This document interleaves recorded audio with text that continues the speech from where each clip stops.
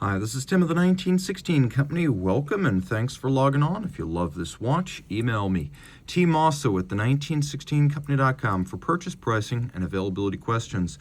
Today we have a 2023 release from Tudor. This is the Black Bay 54.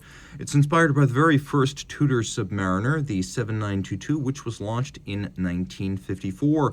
After the original Heritage Black Bay of 2012 and then the Black Bay 58 from 6 years later, Tudor realized that historically true sizes and styles were a winning formula. So this is probably the most reductivist of the Tudor subs yet. And I do say Tudor sub because it is that in all but name.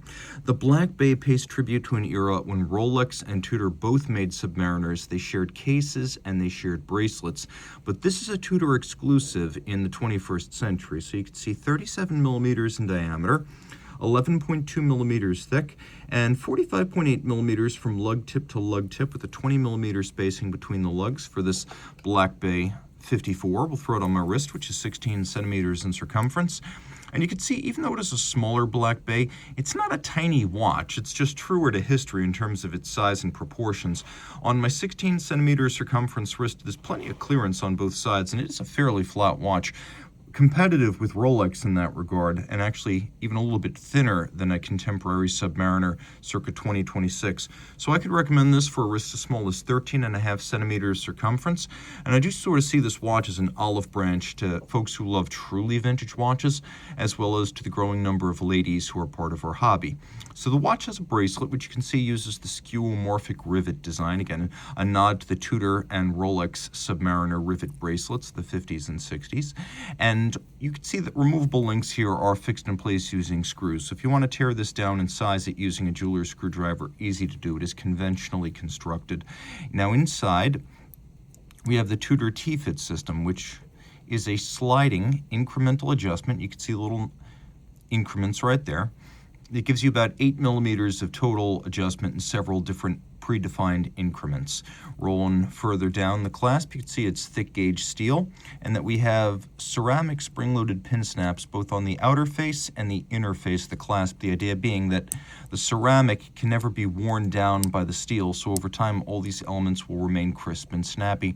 We've got the Tudor Shield logo, which is actually quite a bit later than the 7922, and that's one of those curious features of a lot of these in-house caliber Tudors. You have the later 1968 and forward Tudor Shield logo, and then you have the early 1968 and prior Tudor Rose logo. You can also see we don't have the large prominent stem tube collar that you find on most of the Black Bays.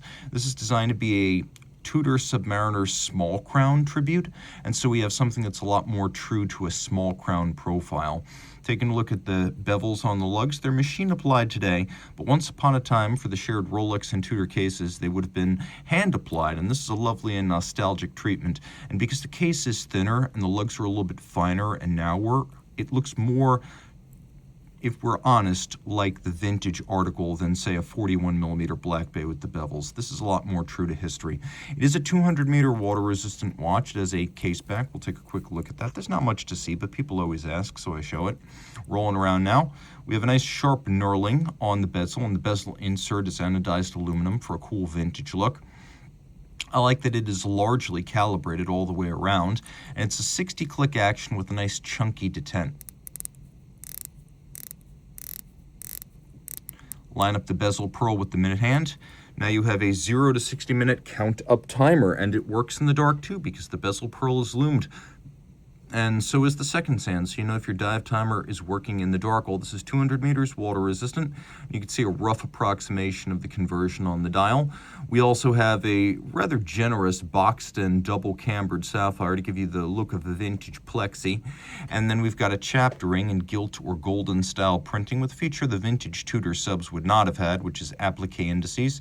You can see these are all applied, gold-plated like the hands. The handset is a little bit later than the rest of the watch, at least in terms of where it draws its inspiration. This snowflake style handset is drawn from the Tudor subs of the late 60s through mid 70s. Taking a look here, you can see it is a officially certified Swiss chronometer. That refers to the movement itself. We have the smaller that is smaller in diameter and smaller in thickness.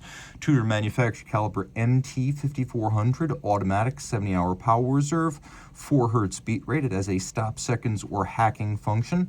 The 5-position adjusted COSC certified chronometer movement has an anti-magnetic silicone hairspring. It also has a full balance bridge and a free sprung balance to add to its shock resistance. And I often find with dive bezels, it's always nice to have a dive bezel because it gives you all the utility of a chronograph up to 1 hour elapsed, but it doesn't give you the big downstream maintenance costs of a chronograph. This is the most compact and historically faithful Tudor Black Bay yet. I want to call it a Tudor sub. It's not officially, but it is in spirit. And if you love this awesome gilt-printed matte dial with the snowflake hands and the chaptering, reach out to Team Mosso at the 1916company.com for purchase and pricing details.